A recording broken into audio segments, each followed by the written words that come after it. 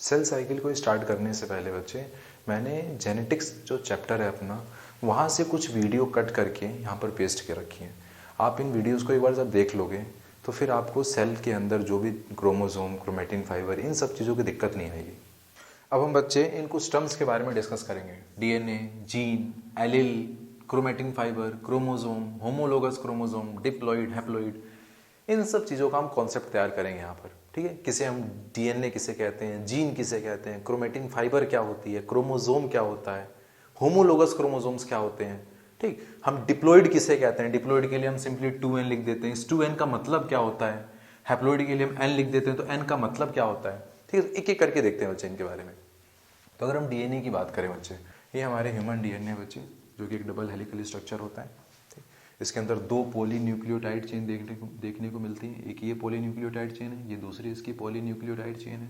ठीक, और ये पॉलीन्यूक्लियोटाइड चेन कैसे बनी है, इनके मोनोमर्स क्या होते हैं, इन सब चीज़ों के बारे में हमने मॉलिक्यूलर बेसिस ऑफ इनहेरिटेंस में बहुत डिटेल में स्टडी किया बच्चे। ठीक है, तो ये क्या हो गया आपके, ये मोनोमर होते हैं इसके, जिनको आप बोलते हैं न्यूक्लियोटाइड। क्या है, ये आपके मोनोमर है।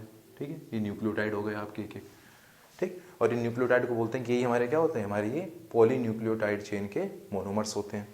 देखिए, अब इस डीएनए के अंदर ये जो न्यूक्लियोटाइड आप देख रहे हो, इन न्यूक्लियोटाइड का ये जो एक सीक्वेंस आपको दिख रहा है ना, इधर देखो, ये न्यूक्लियोटाइड का जो सीक्वेंस है, इन्हीं न्यूक्लियोटाइड के सीक्वेंस को ही, ठीक है, ये जो न्यूक्लियोटाइड का सीक्वेंस है, इन न्यूक्लियोटाइड के सीक्वेंस को ही हम क्या बोलते हैं, जीन बोलते हैं बच्चे। यानी हमें समझ में आ गया कि जीन क्या होती है। जीन कुछ नहीं है बल्कि एक ये इन न्यूक्लियोटाइड का सीक्वेंस होता है। न्यूक्लियोटाइड का सीक्वेंस का मतलब क्या, एक सेगमेंट ऑफ डीएनए। ठीक है, डीएनए का एक सेगमेंट, इसको हम बोल देते हैं कि एक जीन हो गई। ठीक है, यानी अगर हम बात करें एक जीन दूसरे जीन से कैसे अलग होगी, तो ये सीक्वेंस चेंज हो जाएगा, जीन चेंज हो जाएगी। यहां पर ACGTA है, तो ये एक पर्टिकुलर जीन है। इसको जस्ट उल्टा कर दो, यहां पर अगर ये GCCGT होता तो दूसरी जीन हो जाती। ठीक है, तो आप बस इन्हीं जो न्यूक्लियोटाइड का सीक्वेंस है इसको चेंज करते चले जाओ, आपको अलग अलग जीन मिलते चले जाएगी। तो कहीं ना कहीं हमें जीन के बारे में थोड़ा बहुत पता चल गया कि डीएनए क्या होता है और जीन क्या होती है। यानी सर डीएनए कुछ नहीं है। डीएनए क्या है, डीएनए एक हमारा ट्रक है। ठीक है, क्या है, सिंपल इसको बोलेंगे ट्रक। और इस ट्रक में क्या ला दी गई है, जीन ला दी गई है। एक जीन, दूसरी जीन, तीसरी जीन, ऐसे जीन को लादा हुआ है इस पे हम लोगों ने डीएनए के ऊपर। ठीक है, अब हम इस जीन के बारे में इतनी बातें क्यों कर रहे हैं, जीन का क्या इंपॉर्टेंस है हमारी सेल में। देखिए, तो ये जो पर्टिकुलर सीक्वेंस है आपका डीएनए का, जिसको आप जीन बोल रहे हो बच्चे, हमारे न्यूक्लियस के अंदर क्या होता है, इस पर्टिकुलर सेगमेंट से हम क्या करते हैं, एक पर्टिकुलर सेगमेंट ऑफ आरएनए बना लेते हैं। क्या बना लेते हैं, आरएनए बना दिया। ठीक है, तो हमने देखा वहां पर मॉलिक्यूलर बेसिस ऑफ इनहेरिटेंस में क्या देखा हमने, कि हम जब डीएनए से डीएनए बनाते हैं तो क्या करते हैं, पूरा का पूरा जो डीएनए उसको कॉपी कर देते हैं। एक छोर से शुरू करते हैं और पूरे के पूरे डीएनए को कॉपी करते चले जाते हैं और 1 से 2 डीएनए यहाँ पर बना लेते हैं। लेकिन वहीं जब हमें डीएनए से आरएनए बनाना होता है तो हम केवल एक पर्टिकुलर सेगमेंट चूज करते हैं। ठीक है, इतने ही सेगमेंट को कन्वर्ट करते हैं। पूरा का पूरा डीएनए से आप आरएनए नहीं बनाते हो। ठीक है, केवल एक सेगमेंट ऑफ डीएनए को आप आरएनए में कन्वर्ट करते हो। ठीक है, ऐसा क्यों कर रहे हैं, देखिए, हम डीएनए को आरएनए में कन्वर्ट ही क्यों करते हैं, क्योंकि हमें कहीं ना कहीं बच्चे क्या बनानी होती है, इस आरएनए से आगे चल के आपको बनाना होता है प्रोटीन। क्या बनानी होती है, प्रोटीन। इसीलिए आप डीएनए से आरएनए में कन्वर्ट कर रहे हो यहाँ पर। ठीक है, तो आपने क्या किया, एक पर्टिकुलर सेगमेंट है ऑफ डीएनए जिसको आप क्या बोल रहे हो, ये हमारी जीन हो गई। ये जीन क्या करेगी, ये जीन एक पर्टिकुलर सेगमेंट ऑफ आरएनए बनाएगी और फिर इस पर्टिकुलर सेगमेंट ऑफ आरएनए से हम क्या करेंगे, एक प्रोटीन बनाएंगे। इस प्रोसेस को ट्रांसक्रिप्शन बोलते हैं, इसको हम ट्रांसलेशन बोलते हैं। पूरे प्रोसेस को हमने डिटेल में स्टडी किया हुआ है। ठीक, तो आपने क्या किया, आरएनए से प्रोटीन बना ली। अब ये जो प्रोटीन यहाँ पर बनी है, ठीक है, ये प्रोटीन हो सकता है कि ये कोई एंजाइम हो। अगर ये कोई एंजाइम है तो क्या करेगी, ये किसी सबस्ट्रेट को प्रोडक्ट में चेंज करेगी, सबस्ट्रेट को प्रोडक्ट में चेंज करेगी। तो ये जो प्रोडक्ट में चेंज किया आपने, एक तरीके क्या हुई, फिजियोलॉजिकल चेंज हुआ, फिजियोलॉजिकल चेंज हुआ। और ये जो फिजियोलॉजिकल चेंज होगा, जो फिजियोलॉजिकल चेंज हुआ, ये किसकी वजह से हुआ, ये हमारे इस जीन की वजह से हुआ। ठीक है, या फिर हो सकता है कि इसने ये जो प्रोटीन बनाया है, इसने जो प्रोटीन बनाया है, ये कोई कलर कोड कर रहा हो। ठीक है, ये कोई कलर प्रोवाइड कर रहा हो। ठीक है, अगर प्लांट की बात करें तो प्लांट को एक पर्टिकुलर कोई कलर प्रोवाइड कर रहा होगा ये प्रोटीन। ठीक, तो आप क्या बोलोगे कि इस जीन ने क्या किया, इस प्लांट को एक पर्टिकुलर कलर दे दिया। और ये जो जीन का जो ये एक्सप्रेशन है, ये जीन का जो फिजिकल एक्सप्रेशन, फिजिकल कलर क्या है, फिजिकल एक्सप्रेशन है, तो ये जो फिजिकल, ये जो मॉर्फोलॉजिकल जो एक्सप्रेशन है बच्चे, किसका? हमारे जीन का। इसी मॉर्फोलॉजिकल एक्सप्रेशन को हम बोलते हैं कि ये एक हमारा कैरेक्टर हो गया। क्या हो गया? कैरेक्टर। तो कैरेक्टर क्या होता है? हमारे जीन का मॉर्फोलॉजिकल एक्सप्रेशन जो होता है उसी को हम बोलते हैं कैरेक्टर। या फिर फिजियोलॉजिकल एक्सप्रेशन, कोई केमिकल रिएक्शन हो गया, ठीक है, ए को बी में कन्वर्ट कर दिया किसी एंजाइम की हेल्प से आपने, ठीक। तो कहीं ना कहीं हमें कैरेक्टर के बारे में समझ में आ गया, जीन के बारे में समझ में आया, यहाँ पर जीन के बारे में हम समझ गए, फिर हम कैरेक्टर के बारे में भी कहीं ना कहीं यहाँ पर हम समझ गए। कैरेक्टर क्या होता है? तो हमारे जीन का ही फिजिकल या फिर फिजियोलॉजिकल और मॉर्फोलॉजिकल जो एक्सप्रेशन होता है उसी को हम बोलते हैं ये कैरेक्टर हो गया। यानी सर समझ में आ गया, हाइट एक कैरेक्टर हो जाएगा, कलर एक कैरेक्टर हो गया, शेप एक कैरेक्टर। कैसे होगा ये? हाइट कैसे कोड करेगी ये जीन?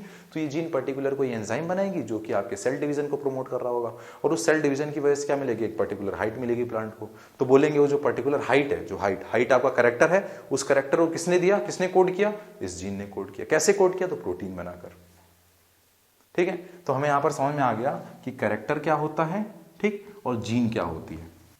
और ये जो अलग अलग जीन है, ठीक है, अलग अलग जो न्यूक्लियोटाइड का सीक्वेंस है आपका, इस अलग अलग न्यूक्लियोटाइड के सीक्वेंस से अलग अलग जीन बनेंगे, उन अलग अलग जीन से अलग अलग आरएनए बनेंगे, और उन अलग अलग आरएनए से क्या करेंगे? हम अलग अलग प्रोटीन बनाएंगे, और प्रोटीन अलग होती चली जाएंगी, और फिजिकल एक्सप्रेशन, ये जो प्रोटीन है उसकी वजह से जो एक्सप्रेशन है वो अलग अलग दिखाई देगा आपको। तो बोलेंगे देखो ये जीन ये काम कर रही है, कोई जीन हाइट को कोड कर रही है, कोई जीन कलर को कोड कर रही है, कोई जीन आपके शेप को कोड कर रही है। तो इस तरीके से अलग अलग जीन अलग अलग काम करती है। कैसे? अलग अलग प्रोटीन बनवा के, ठीक है। अब इसके बाद अगर हम बात करें बच्चे थर्ड, ये देखिए क्रोमेटिन फाइबर, ये क्या होता है इसके बारे में बात करेंगे। तो अगर हम देखें, हमने कैलकुलेट किया अपने डीएनए की लेंथ को हमने कैलकुलेट किया था मॉलिक्यूलर बेसिस ऑफ इनहेरिटेंस में, और कितनी आई थी हमारी लेंथ ऑफ डीएनए? कितना आया था? 2.2 मीटर। यानी हमारे सेल के अंदर, ठीक है, हमारे सेल के अंदर जो डीएनए पड़ा हुआ है उसकी लेंथ कितनी है? 2.2 मीटर। और वो भी कहाँ पड़ा हुआ है? हमारे न्यूक्लियस के अंदर, ठीक है, न्यूक्लियस के अंदर आपने रखा इस डीएनए को। और न्यूक्लियस का डायमेंशन अगर देखें बच्चे तो माइक्रोमीटर नैनोमीटर में हम बात करते हैं, ठीक। तो इस माइक्रोमीटर नैनोमीटर की जो डिबिया है इसमें हमने किसको भरा हुआ है? इस 2.2 मीटर लंबे डीएनए को इसमें हमने रखा हुआ है। अब इसको कैसे रख सकते हैं? तो कोई बड़ी बात नहीं है, घर में भी तो रखते हैं। तार कैसे रखते हैं घर में? बहुत लंबे लंबे तार को हम लपेट के रख लेते हैं घर में। उसी तरीके से हमारी सेल ने क्या किया? हमारी सेल ने इसको, ये जो डीएनए है हमारा जो कि बहुत ही लंबा है, इसको हमारी सेल ने क्या किया? लपेट के रखा हुआ है हमारी न्यूक्लियस के अंदर। और कैसे लपेटा इसको? तो हमारा जो डीएनए होता है बच्चे, कैसा होता है? डीएनए के बारे में, नेचर के बारे में बात करें तो ये एसिडिक नेचर का होता है, ठीक है, और निगेटिवली चार्ज होता है। तो हम स्ट्रक्चर पढ़ेंगे डीएनए का बच्चे, वहां पर आपको सारी चीजें क्लियर हो जाएंगी, क्यों एसिडिक नेचर है, क्यों निगेटिवली चार्ज है, ये सब आपको स्ट्रक्चर ऑफ डीएनए में समझाया गया सब कुछ, ठीक है। इधर देखिए, अब ये जो यहाँ पर एक प्रोटीन होती है आपकी न्यूक्लियस के अंदर, इसको हम बोलते हैं हिस्टोन प्रोटीन। क्या बोलते हैं? Histone protein. और ये हिस्टोन प्रोटीन कैसी होती है हमारी? ये पॉजिटिवली चार्ज होती है। ये सारी चीजें मैंने आपको समझाई है, लेकिन बस मैं आपको रिवाइज करा रहा हूँ, समराइज कर रहा हूँ, ताकि यहाँ पर हम कॉन्सेप्ट समझ पाए सारे, ठीक है। देखिए, तो ये जो आपको हिस्टोन प्रोटीन जो पॉजिटिवली चार्ज होती है, क्या करते हैं हम, हमारा जो डीएनए है जो कि निगेटिवली चार्ज है, इस निगेटिवली चार्ज डीएनए को हम क्या करते हैं? इस पॉजिटिवली चार्ज हिस्टोन प्रोटीन के ऊपर इस तरह से लपेट देते हैं। इधर देखो, लपेटा, फिर हिस्टोन प्रोटीन आगे मिलेगी, फिर इसको फिर लपेटा, फिर मिली, फिर लपेटा। तो इस तरीके से हमने अपने डीएनए को हिस्टोन प्रोटीन के ऊपर लपेट लपेट के छोटा कर दिया, और इस तरह से उसको कंडेंस कर दिया। क्या कर दिया? कंडेंस कर दिया। और इस तरीके से कंडेंस करके, छोटा करके इस डीएनए को हमने कहाँ रखा हुआ है? न्यूक्लियस के अंदर रख दिया। अब यार आराम से यहाँ पर फिट हो पा रहा है, ठीक है। और ये जो आपको यहाँ पर आपने क्या बनाया? ये जो हिस्टोन है, हिस्टोन प्रोटीन, और इस डीएनए को हिस्टोन प्रोटीन के ऊपर लपेटने के बाद अब ये जो स्ट्रक्चर बनता है, इसी स्ट्रक्चर को हम बोलते हैं बच्चे क्रोमेटिन फाइबर। Chromatin fibre. और इस तरह से जो आपने लपेटा है, इसको आप बोलते हो पैकेजिंग ऑफ डीएनए, ठीक है। इस पूरे पैकेजिंग के बारे में हमने देखा है, सारी चीजें आपने डिस्कस की हैं, ठीक है, वहां पर पैकेजिंग ऑफ डीएनए में। बस हमने यहाँ पर उसका एक छोटा सा पोर्शन उठा लिया। क्या देख लिया? क्रोमेटिन फाइबर के बारे में देख लिया। क्रोमेटिन फाइबर क्या होता है? कुछ नहीं सर, बल्कि जो डीएनए है, डीएनए को जो हम हिस्टोन प्रोटीन के ऊपर लपेट देंगे तो इसके लपेटने से जो स्ट्रक्चर बनेगा उसको बोलेंगे क्रोमेटिन फाइबर। तो क्रोमेटिन फाइबर में क्या क्या होगा? हिस्टोन प्रोटीन और डीएनए, हिस्टोन प्रोटीन और डीएनए। Very good. अब देखिए, अब क्या करना है, एक चीज और हमें समझ में आ गई, क्रोमेटिन फाइबर भी हमने देख लिया। क्रोमेटिन फाइबर क्या होता है? अब बात करेंगे क्रोमोसोम क्या होता है। देखिए, अगर हम अपने सेल साइकिल की बात करें, तो सेल डिवीजन में हम क्या करते हैं, सेल साइकिल को दो पार्ट में डिवाइड कर देते हैं। किसमें? इंटरफेज और डिवीजन फेज बोलते हैं। हमारा ये डिवीजन फेज बोल देते हैं, एम फेज, और बाकी हम बोल देते हैं ये हमारा इंटरफेज है। इंटरफेज में आपका G1 आता है, S आता है, G2 आता है, सारी चीजें आती हैं, ठीक है। और डिवीजन फेज में हम क्या करते हैं, सेल को डिवाइड करना होता है, सेल को डिवाइड करना होता है। और सेल के डिवीजन से पहले हम क्या करते हैं बच्चे, हमारे सेल का जो न्यूक्लियस है, इस न्यूक्लियस को डिवाइड कराते हैं। न्यूक्लियस को 1 से 2 बनाते हैं पहले, और जब न्यूक्लियस को डिवाइड कर देते हैं फिर सेल को भी डिवाइड करके साइटोप्लाज्म में डिवाइड करके और क्या करते हैं, 1 से 2 सेल बना देते हैं यहाँ पर, ठीक है। यानी जब आपको न्यूक्लियस को डिवाइड करने की बारी आएगी तो न्यूक्लियस के अंदर क्या रखा हुआ है, डीएनए रखा हुआ है क्रोमेटिन फाइबर की फॉर्म में, ठीक, क्रोमेटिन फाइबर रखे हुए हैं। और ये क्रोमेटिन फाइबर बच्चे क्या होते हैं, एनटेंगल्ड, एक दूसरे से जकड़े हुए स्ट्रक्चर हैं, बहुत बड़े बड़े, ठीक। तो अब क्या करना है, अब हम कैसे इस, जब न्यूक्लियस को डिवाइड करोगे तो अब क्या करना पड़ेगा, हर न्यूक्लियस के अंदर इक्वली डिवाइड करना पड़ेगा इनको। अपना जो जेनेटिक मटेरियल है उसको इक्वली जो है वो डिवाइड करना पड़ेगा। अब डिवाइड करने में दिक्कत आ रही थी, किस तरीके से बंटवारा करें उसका, क्रोमेटिन फाइबर कैसे बंटवारा करें, तो बंटवारा करने में दिक्कत आ रही है। तो उसके लिए हमने क्या किया कि जब सेल को डिवाइड करने की बारी आई डिवीजन फेज में, ठीक है, डिवीजन फेज, जब सेल को डिवाइड करने की बारी आई, जब सेल अपने इंटरफेज में, देखो ये इंटरफेज, जब सेल आपके इंटरफेज में है तब कोई दिक्कत नहीं है। तब तो उस समय न्यूक्लियस के अंदर जब देखोगे तो क्या दिखाई देगा आपको, क्रोमेटिन फाइबर। न्यूक्लियस में क्या रखा हुआ है, क्रोमेटिन फाइबर, कब, इंटरफेज में। लेकिन वही जब सेल को डिवाइड करने की बारी आती है तो क्या दिक्कत आ रही है, इन क्रोमेटिन फाइबर को डिवाइड करना इक्वली। अब कैसे डिवाइड करें, तो डिवाइड करने में दिक्कत आ रही है। तो उस दिक्कत को दूर करने के लिए हमारी सेल ने क्या किया है, देखो उस दिक्कत को दूर करने के लिए हमारी सेल ने क्या किया, ये जो हमारे क्रोमेटिन फाइबर होते हैं,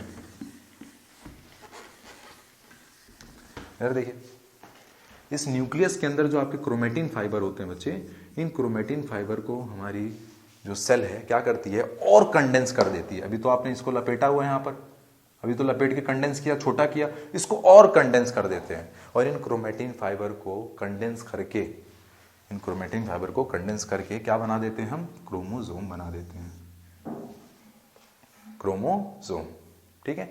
और ये जो क्रोमोसोम बना है, यानी समझ में आ गया कि क्रोमोसोम कब दिखाई देगा सेल के अंदर आपको, केवल डिवीजन फेज में। बाकी टाइम पर क्या मिलेगी सेल के अंदर आपको, हमें क्रोमेटिन फाइबर दिखाई देंगे, ठीक है। और कहीं ना कहीं आप क्रोमोसोम के स्ट्रक्चर के बारे में जानते हो कि क्रोमोसोम के अंदर आप बोलते हो कि एक क्रोमोसोम के अंदर 2 क्रोमेटिड होती हैं, ठीक है। ये देखिए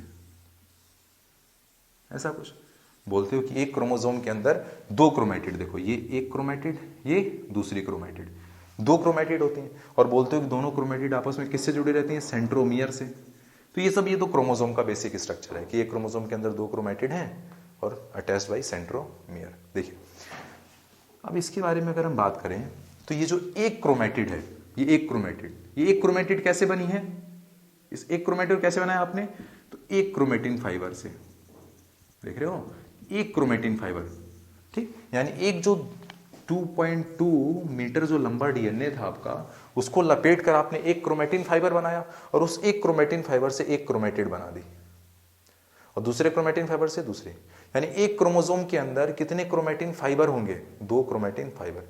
ये सब चीजें हमने बस थोड़ा सा डिस्कस कर लिया, ठीक है। तो रेस्पेक्टिव चैप्टर जो चैप्टर आएंगे उसमें हम देखेंगे ये सब चीजें। तो कहीं ना कहीं हमें क्या समझ में आ गया, बताओ यहाँ पर कि क्रोमोसोम क्या होता है।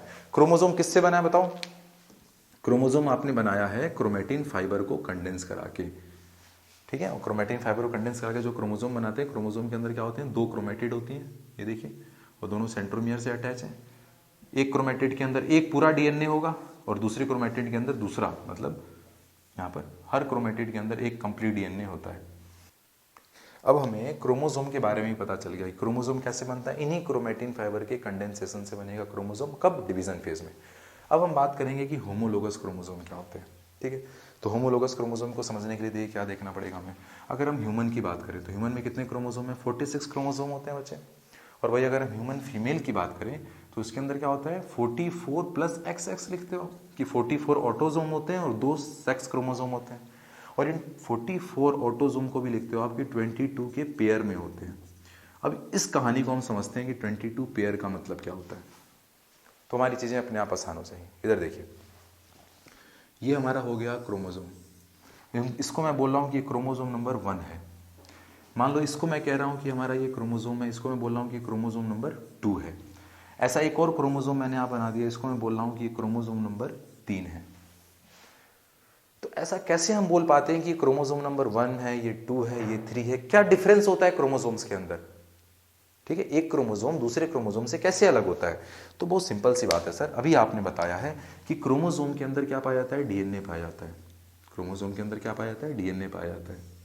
ठीक, और डीएनए के बारे में अभी आपने मैं समझाया था कि डीएनए जो है डबल हेलिकल स्ट्रक्चर ऐसे बताया था आपने। इसमें आपने बोला था कि न्यूक्लियोटाइड होते हैं, लाइन से अरेंज होते हैं, और इन न्यूक्लियोटाइड का जो सीक्वेंस है वो अलग अलग डीएनए में अलग अलग होगा। ठीक है, अलग अलग डीएनए में जो सीक्वेंस है न्यूक्लियोटाइड का अलग अलग होगा। यानी सर यहाँ पर जो न्यूक्लियोटाइड का सीक्वेंस है वो जरूरी नहीं है कि दूसरे वाले क्रोमोसोम में भी वही सीक्वेंस हो। और सीक्वेंस ऑफ न्यूक्लियोटाइड को ही हम क्या बोलते हैं? जीन बोलते हैं। यानी क्रोमोसोम नंबर 1 जो है इसके एक पर्टिकुलर पोजीशन, ये देख लो, ये एक पोजीशन मान लो, इसका लोकस जिसको बोलते हैं, क्रोमोसोम पर जो पोजीशंस होती हैं उसको बोलते हैं लोकस। तो इस क्रोमोसोम के इस पर्टिकुलर लोकस पर क्या है? जो जीन है, मान लिया वो जीन हाइट को कोड करने वाली जीन है। ठीक है, उसका सीक्वेंस अलग है, वो हाइट को कोड कर रही है। चलिए, तो वही जो जिसको आप क्रोमोसोम नंबर 2 बोल रहे हो ना, कब बोलोगे कि ये क्रोमोसोम नंबर 2 है? तो उस क्रोमोसोम नंबर 2 में क्या होगा बच्चे? जो आपका क्रोमोसोम होगा उसके अंदर जो जीन, उसके अंदर जो डीएनए है, उस डीएनए के अंदर जो न्यूक्लियोटाइड का सीक्वेंस है, ठीक है, इस क्रोमोसोम नंबर 2 पर इसी पर्टिकुलर लोकस पर, जिस लोकस, जो लोकस आपने 1 का लिया वही लोकस 2 का लो, तो इसके इस लोकस पर आप देखोगे यहां पर कलर को कोड करने वाली जीन मिलेगी आपको। किसको? कलर को कोड करने वाली जीन मिलेगी। वही जब आप क्रोमोसोम नंबर 3 की बात करोगे तो उसके उसी सेम लोकस पर क्या मिलेगा आपको? अलग ही न्यूक्लियोटाइड का सीक्वेंस होगा। और सही बात है, होना भी चाहिए, क्योंकि डीएनए सर सबके अंदर अलग अलग आपका। ठीक, तो यहां पर अलग न्यूक्लियोटाइड का सीक्वेंस होगा, तो अलग न्यूक्लियोटाइड का सीक्वेंस होगा तो ये अलग ही जीन होगी, अलग ही जीन होगी तो कुछ अलग ही बना रही होगी। पता चला ये आपको किसको कोड कर रही है? मान लो ये आईक्यू को कोड कर रही है, जो भी है। ठीक, किसी भी तरीके कैरेक्टर दे सकती है। तो ये आपका हाइट अलग कैरेक्टर हो गया, कलर अलग कैरेक्टर हो गया, आईक्यू अलग ही कैरेक्टर हो गया। ठीक है, तो इस तरीके से हमें समझ में आ गया कि एक क्रोमोसोम दूसरे क्रोमोसोम से कैसे अलग है। तो अलग अलग क्रोमोसोम के अलग अलग क्रोमोसोम पर हमें क्या मिलती हैं? अलग अलग जीन देखने को मिलती हैं। सेम लोकस पर अलग अलग जीन देखने को मिलती हैं, इसीलिए हम बोलते हैं सब क्रोमोसोम अलग अलग है। चलिए, अब अगर हम बात करें, अगर हम 22 पेयर ऑफ ऑटोसोम की बात करते हैं पहले, तो अगर आप देखोगे बच्चे, ह्यूमन की अगर हम बात करें, इस तरीके के जो आप अलग अलग क्रोमोसोम बनाते चले जा रहे हो ना, कि फर्स्ट है, सेकंड है, थर्ड है, यहाँ पर हाइट की जीन है, यहाँ पर कलर की जीन है, यहाँ पर आईक्यू की जीन है, ऐसे आपको केवल 22 क्रोमोसोम ऐसे मिलेंगे जो कि एक दूसरे से इस तरीके से अलग होंगे। किस तरीके से? कि उनके सेम लोकस पर अलग अलग कैरेक्टर की जीन होगी। यहाँ पर कोई ये पर्टिकुलर एंजाइम बना रहा होगा, ठीक है, क्रोमोसोम नंबर 5 होगा, उस पर जो जीन होगी, उसी लोकस पे जो जीन होगी, वो दूसरा कोई एंजाइम बना रहा होगा। तो ऐसे आपको कितने क्रोमोसोम मिलेंगे? तो ऐसे आपको 22 क्रोमोसोम मिलेंगे जो कि क्या होंगे? एक दूसरे से इस तरीके से अलग होंगे। किस तरीके से?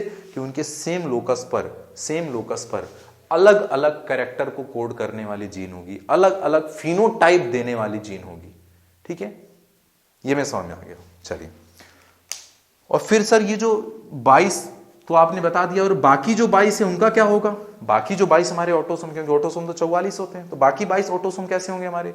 तो जब बाकी 22 ऑटोसोम के बारे में आप बात करोगे बच्चे, तो आपको क्या मिलेगा कि एक क्रोमोसोम आपको ऐसा फिर मिलेगा जो कि आपके क्रोमोसोम नंबर 1 की जीरोक्स कॉपी होगी। क्या होगी इसकी? Xerox copy.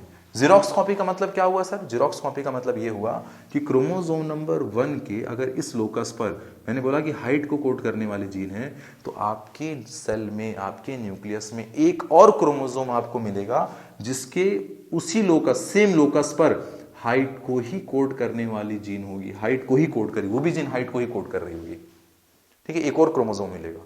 इसी तरीके से अगर आपके क्रोमोसोम नंबर 2 जिसको आप बोले, उसके इस पर्टिकुलर लोकस पर कलर को कोड करने वाले जीन है, तो आपको एक और क्रोमोसोम मिलेगा जिसके इस पर्टिकुलर लोकस पर कलर को कोड करने वाली ही जीन होगी। हरी भाषा में, यानी 22 हमको अलग मिलेंगे, और बाकी जो 22 है वो क्या है? पहले वाले 22 के जीरोक्स कॉपियां मिलेंगी आपको। इसी तरीके से यहां पर मिलेगा आईक्यू वाला, यहां मिलेगा उस पर्टिकुलर एंजाइम वाला। ठीक है, और ये जो 2 क्रोमोसोम होते हैं जो कि एक दूसरे की जीरोक्स कॉपियां हैं, इनको हम बोलते हैं होमोलोगस क्रोमोसोम। Homologous chromosome. अब हमें समझ में आया कि किन दो क्रोमोसोम को आप बोलोगे होमोलोगस क्रोमोसोम। क्या ये इसका होमोलोगस है क्या? नहीं नहीं सर, यहाँ पर तो हाइट ही है और इसकी इसी सेम लोकस पे कलर की, तो ये दोनों आपस में होमोलोगस नहीं है, बल्कि ये दोनों आपस में होमोलोगस है। जिन क्रोमोसोम के सेम पोजीशन पर सेम कैरेक्टर को कोड करने वाली जीन होती है उनको हम बोलते हैं होमोलोगस क्रोमोसोम। तो होमोलोगस क्रोमोसोम आप किसको कह सकते हैं, ये कॉन्सेप्ट आपको समझ में आ गया।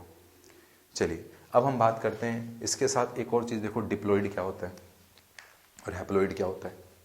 तो डिप्लॉइड ऑर्गेनिज्म आप उसको बोलोगे बच्चे जिसके अंदर, जैसे कि हम डिप्लॉइड हैं, हाँ हम डिप्लॉइड हैं। क्यों डिप्लॉइड हैं हम डिप्लॉइड इसलिए हैं क्योंकि हमारे अंदर हर जो क्रोमोसोम है उस हर क्रोमोसोम की एक जीरोक्स कॉपी रखी हुई है।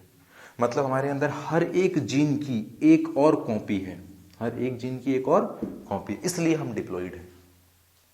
अगर ये जो एक क्रोमोसोम आप कह रहे हो ना, इसका ये होमोलोगस है, अगर इसके जैसा एक और क्रोमोसोम हमारी सेल के अंदर होता, ठीक है, तीन तीन एक जैसे क्रोमोसोम होते, तीन तीन जीरोक्स होते, तो हम यहीं पर ट्रिप्लॉइड हो जाते। तो हम बोलते हैं हम 3n है, क्योंकि हमारे अंदर हर एक जीन की तीन तीन कॉपियां रखी हैं। ये मतलब होता है बच्चे ट्रिप्लॉइड का। ठीक है, अगर मैं कह रहा हूं कि मैं हैप्लॉइड हूं, हैप्लॉइड हूं मतलब क्या हुआ, मेरे पास एक पर्टिकुलर जीन की केवल एक ही कॉपी है, मेरे पास एक पर्टिकुलर जीन की केवल एक ही कॉपी होगी, तब मैं बोलूंगा कि मैं हैप्लॉइड हूं। ठीक है, ये हमें समझ में आ गया कि हैप्लॉइड, डिप्लॉइड और ट्रिप्लॉइड का मतलब क्या होता है।